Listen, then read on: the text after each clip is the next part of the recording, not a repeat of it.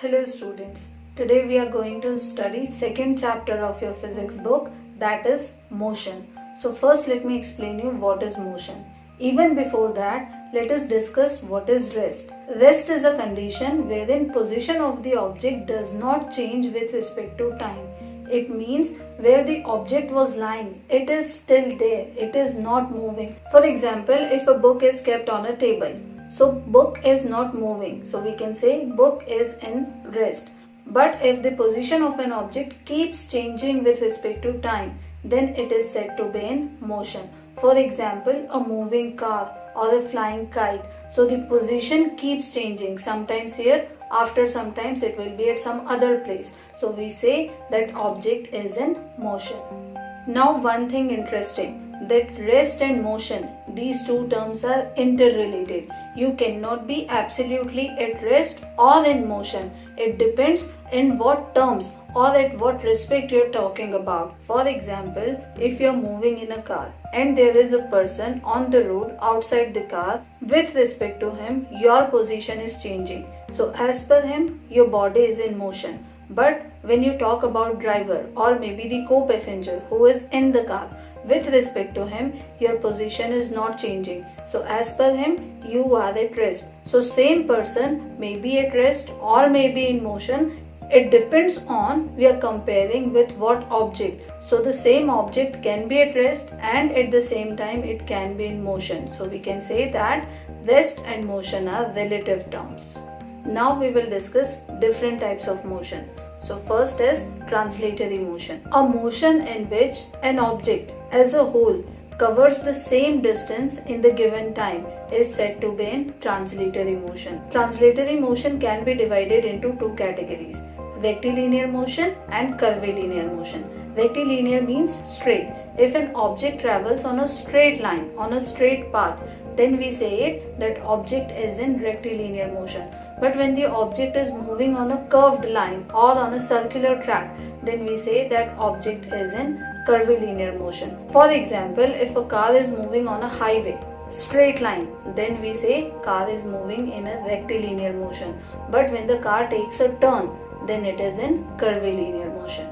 Now the second type is oscillatory motion. Oscillatory motion is also known as vibratory motion. When an object vibrates means he moves to and fro from its mean position. When an object vibrates, it remains on its place. It just vibrates to and fro. It does not change its position. It moves to, comes back to its mean position, then again it moves to some distance, then again it comes to its mean position. So position at the end is not changed. It remains the same. For example, motion of a pendulum. So pendulum vibrates. It moves to a distance, then comes back, then again it moves to a certain distance, then again it comes back to the same position. It does not change its position. That is why we say motion of pendulum is vibratory motion or oscillatory motion. Now the third type of motion is repetitive motion. As the name indicates, the motion which gets repeated after a particular interval of time. This type of motion is known as repetitive motion. Now again, this motion can be categorized into two types: periodic motion and non-periodic motion. A motion which is repeated after a fixed interval of time is known as periodic motion. And another type is where motion is repeated but time interval is not fixed, that is known as non-periodic motion. For example, movement of hands of a clock. So this is periodic motion. Movement of earth around the sun or movements of various planets around the sun are examples of periodic motion. Motion of a falling leaf or a car moving on a highway can be considered as non-periodic motion. Now the next type of motion is random motion. If an object keeps changing its motion from one type to another frequently, this is known as random motion. And in this type of motion, the direction of motion is not fixed. It keeps changing. For example, a flying butterfly. So sometimes it goes here, then there, then here, then there. So we say it an example of random motion. Now the last type is multiple motion. Multiple motion means when an object performs different kinds of motion at the same time. It is known as multiple motion. For example, wheels of a car. So wheels of a car are moving in a circular manner, as well as a whole car is traveling at some distance as well. So we say that motion of wheels is an example of multiple motion. Now we have discussed in class 6th as well that physical quantities can be described on the basis of their magnitudes and on the basis of their directions as well. First, let me tell you what is a physical quantity. Something which can be measured is known as physical quantity.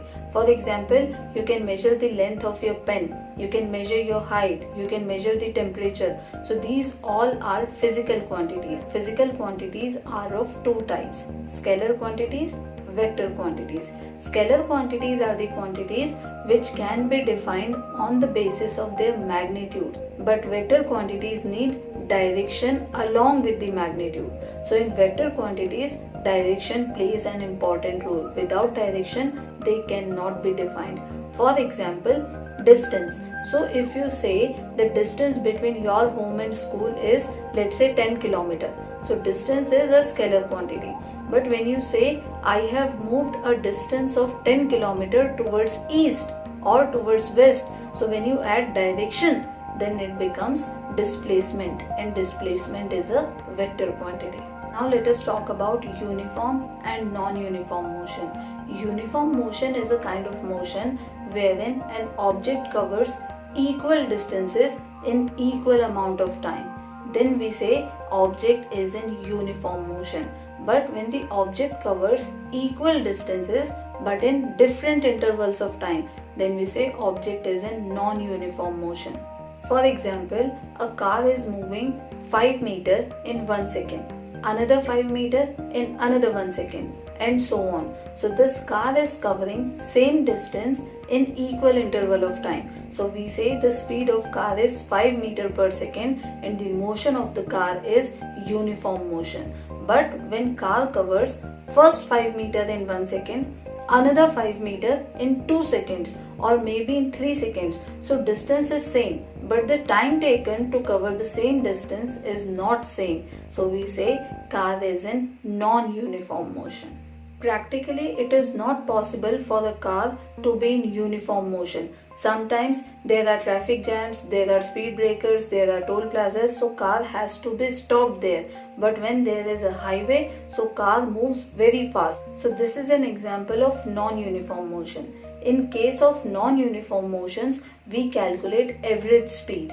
Average speed can be calculated by total distance upon total interval of time. It means whatever distance is covered by that object divided by the time taken by that object to cover the distance. So if you divide total distance by total time, you get average speed of that object. The SI unit for speed is meter per second. However, in our day-to-day life, we usually use kilometer per hour. To convert kilometer per hour into meter per second, we simply multiply by 5 by 18. For example, there is an object which is moving at the speed of 72 km per hour. Now if you need to convert this into meter per second, multiply 72 by 5 by 18. You will get 20 meter per second. So 72 km per hour is equal to 20 meter per second. Now we move towards the last topic of the chapter, that is mass and weight. First let us discuss mass. The amount of matter contained in an object is known as its mass. The SI unit for mass is kilogram. Always remember, kilogram is the SI unit for mass, not for weight. A beam balance is used to measure mass. Now let us talk about weight. Weight is actually a force. That is why its unit is Newton. Weight is the gravitational force acting on an object. It always acts downwards. That is why weight is a vector quantity, but mass is a scalar quantity. Mass can never be zero, but weight can be zero. Mass does not change from place to place, but weight of an object keeps changing from place to place. We use beam balance to measure mass, but we use a spring balance to measure weight. There is a relation between mass and weight of an object. For example, if there is an object whose mass is 50 kg. So if you multiply it by 10, you will get its weight on earth. So weight would be 500 Newton. So if you multiply 9.8 or 10 to the mass of the object, you get weight of that object on earth.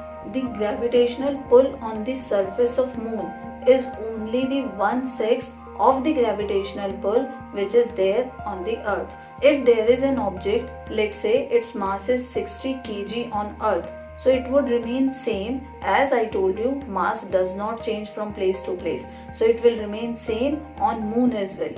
But the weight of the object would be 600 Newton on earth, but it would be just 100 Newton on the moon.